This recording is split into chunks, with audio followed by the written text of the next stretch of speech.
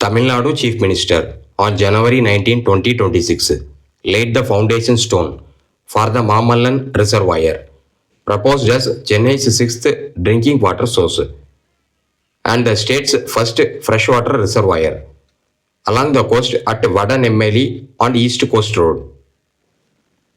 தமிழக முதல்வர் ஜனவரி 19, 2026 கிழக்கு கடற்கரை சாலையில் உள்ள வடநெம்மேலியில் சென்னையின் 6வது குடிநீர் ஆதாரமாகவும் கடற்கரையோரத்தில் உள்ள மாநிலத்தில் முதல் நன்னீர் நீர்த்தேக்கமாகவும் முன்மொழியப்பட்ட மாமல்லன் நீர்த்தேக்கத்திற்கு அடிக்கல் நாட்டினார்.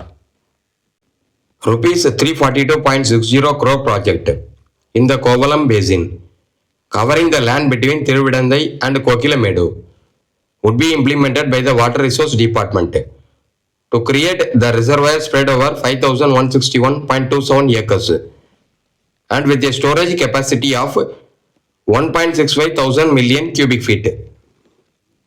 கோவளம் பேசின் கோவளம் படுகையில் திருவிடந்தைக்கும் கோகிலமேடுக்கும் இடையிலான நிலப்பகுதியை உள்ளடக்கிய ₹342.60 கோடி திட்டமானது நீர்வளத்துறையால் செயல்படுத்தப்பட்டு 5161.27 ஏக்கர் பரப்பளவில் 1.65 ஆயிரம் மில்லியன் கன அடி சேமிப்பு திறன் கொண்ட நீர்த்தேக்கத்தை உருவாக்கும்.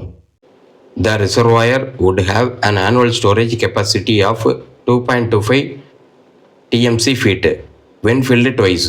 TMC feet 1000 million cubic feet when filled twice and a potential to supply 170 million liters a day. இந்த நீர்த்தேக்கம் 2 முறை நிரப்பப்பட்டால் ஆண்டுக்கு 2.25 TMC அடி நீர் சேமிப்பு திறன் கொண்டதாகும். சென்னைக்கு ஒரு நாளைக்கு 170 மில்லியன் லிட்டர் நீர் வழங்கும் திறன் கொண்டதாகவும் இருக்கும். இந்த இடம் ஒரு பக்கம் ஈசிஆரிலும் மறுபக்கம் ராஜீவ்காந்தி சாலையிலும் சூழப்பட்டிருக்கும். இந்த பகுதியின் வரலாற்று முக்கியத்துவத்தை எடுத்துரைத்த தமிழக முதலமைச்சர் மாமல்லபுரத்தை நிறுவிய பல்லவ ஆட்சியாளர் முதலாம் நரசிம்மவர்மன் மாமல்லன் என்றும் அழைக்கப்படுகிறார். நினைவாக இந்த நீர்த்தேக்கத்தை பெயரிடப்பட்டது என்றார்.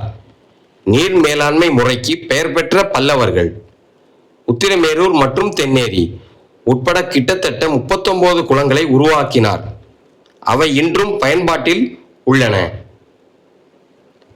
மானாமதி குளக்குழுவில் உள்ள 69 மேல்நிலை குளங்களில் இருந்து உபரி நீரை சேமிக்கும் இந்த முன்மொழியப்பட்ட கட்டமைப்பில் சுமார் 34 கிலோமீட்டர் நீளம் உள்ள ஒரு அணை இருக்கும். இது கடல் நீர் ஊடுருவலை தடுக்கும். திருவிடந்தை, திருப்போரூர் மற்றும் மாமல்லபுரம் உள்ளிட்ட அண்டை பகுதிகளில் மேலும் சோழிங்கநல்லூர், மேடவாக்கம் மற்றும் பள்ளிக்கரணை போன்ற வேகமாக வளர்ந்து வரும் பகுதிகளில் சேர்ந்த 13 லட்சம் மக்களுக்கு குடிநீரை வழங்கும். The proposed structure which would store surplus water from 69 upstream tanks in the Manamati tank group would have bund extending for about 34 kilometers. It would help prevent seawater intrusion and recharge groundwater in neighboring localities including Thiruvidandai, Thiruporur and Mamallapuram. Apart from providing drinking water to 13 lakh residents of fast developing areas like Sholinganallur, Medavakkam and Pallikaranai. Fishing opportunities. There is a plan to restore the 15-kilometer long Buckingham Canal between Thiruvidandai and Mamallapuram across 311 acres as a part of project, and this would improve the livelihood of fishermen depend on brackish water fishing. மீன்பிடி வாய்ப்புகள்.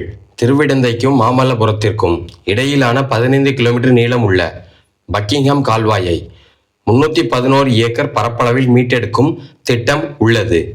இது மீன்பிடித்தலை நம்பியுள்ள மீனவர்களின் வாழ்வாதாரத்தை மேம்படுத்தும். அண்டை பகுதியில் உள்ள மீனவர்களுக்கும் மீன்பிடி உரிமங்கள் வழங்கப்படும் என்று தமிழக முதலமைச்சர் கூறினார்.